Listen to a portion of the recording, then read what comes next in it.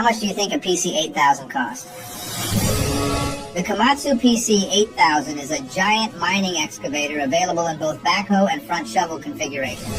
It came out in the late 90s and it's still, to this day, one of the biggest hydraulic excavators in the world.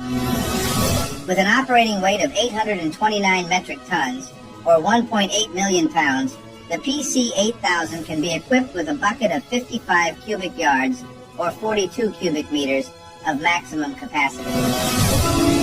Underneath its huge hood, you'll find two diesel engines that develop up to 2,010 horsepower each, or 1,500 kilowatts each. Komatsu also produces an electric version of the excavator.